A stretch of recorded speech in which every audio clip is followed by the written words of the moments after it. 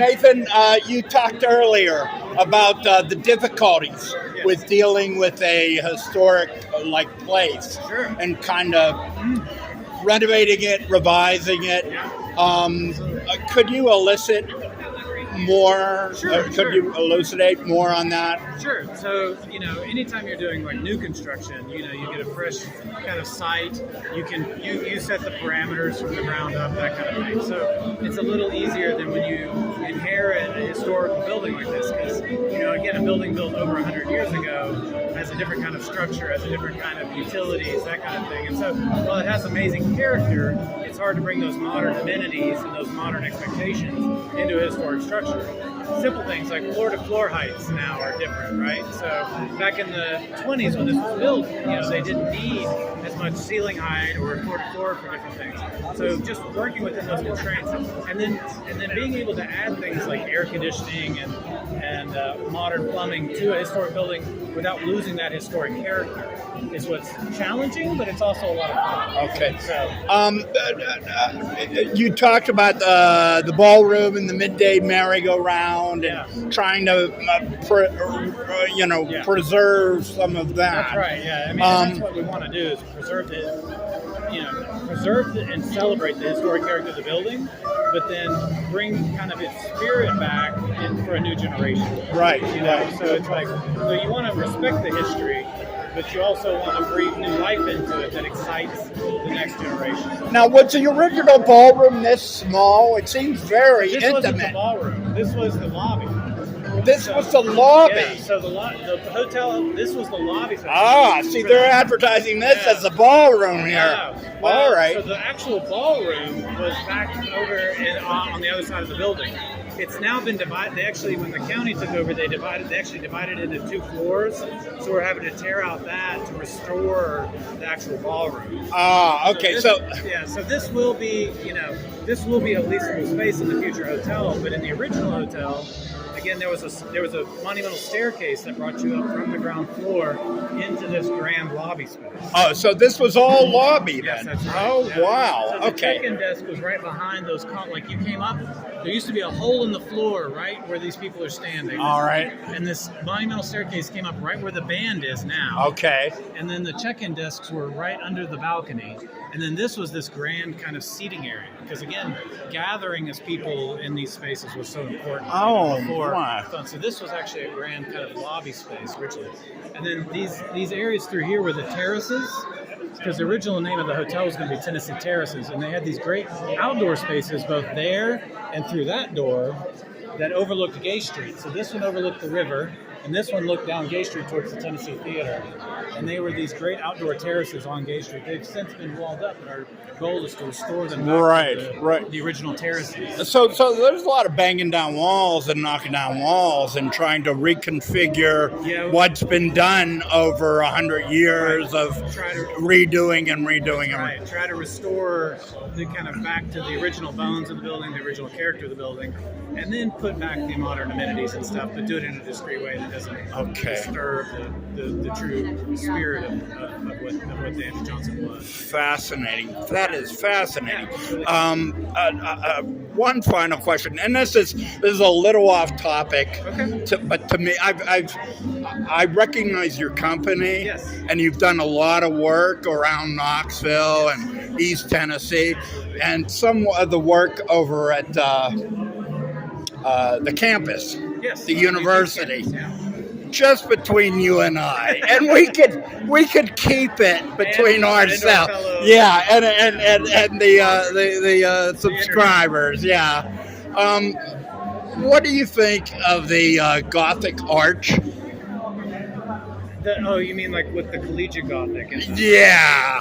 Do you think it may have been a bit overdone on the UT campus? So I know that.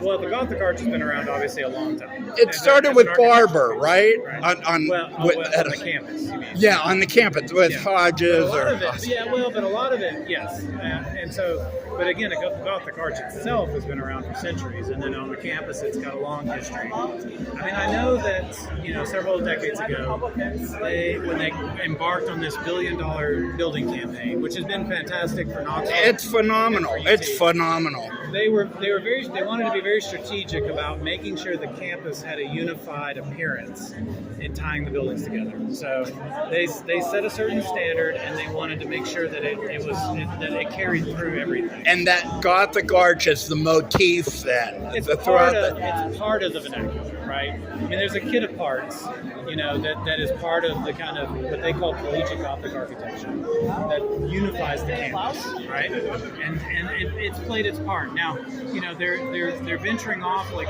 on the ag campus and other places, allowing a different type of architecture. So, okay. But I know that it's played an important part in Knoxville's in the growth over the last couple of decades over there, in tying the campus together. Okay, but you don't see it as sort of a dumbing down of a university, a major university? No, I do not. Okay, all right. I mean, if you go on the insides of the buildings, the interior. I mean, the exteriors are beautiful anyway, and then you go onto the interiors. They're very modern. They're very but that kind of thing. Right. I think that there's opportunities to branch away from that. Absolutely. Okay. But I think what they've established is a nice motif that enables architects to do a good building and that is cohesive with the overall campus. Okay. And because it does seem to be a signature around the campus. It does. Okay. And again, the whole kit of parts that they've established with the collegiate Gothic architecture. Again, but they've allowed, like, if you look at the new engineering building we did, the new nuclear engineering building we did over next to campus, there's modern elements mixed in. I like what you did with the student union and things like that. It's gorgeous. Yeah. But that it just seems like for a university, every building should be individual, right? And combined together be a campus, be a one. So I don't disagree with you in some aspects, but I will say, there's this debate in urban planning, right? That if you look at Las Vegas, every building is trying to be special.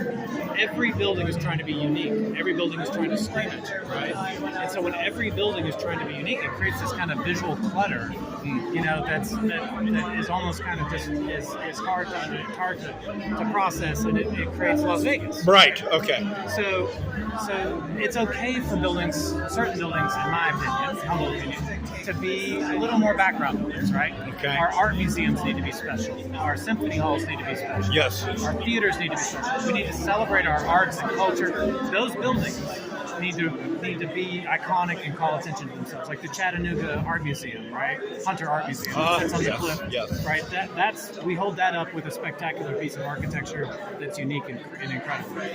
But dormitories, normal classroom buildings, it's okay for them to be quiet, for them to be a little more background on the exterior, and to just add to the fabric. And that way, let the buildings, like the music building and other things, be special. Okay, because I just think of, I taught at one time a community college. Yeah. All the buildings were uniform. Well, and they were all blocks, and it's like public housing, it's like projects. Absolutely. They're all the same. I mean, there's no, and I know each serve a different purpose, but with community college, you would expect that in a way. Right. And because it helps. Just look for the letter A. Just look for the letter B, Right. But a major university? Yeah. But that's where, again, we can debate things, but it's but it's a great point, and I think that university's done a good job, and we all have room to grow. So. Good luck with this. I am so happy, and I'm so happy to meet you, and I can't wait to see what you guys and thank you. end up with.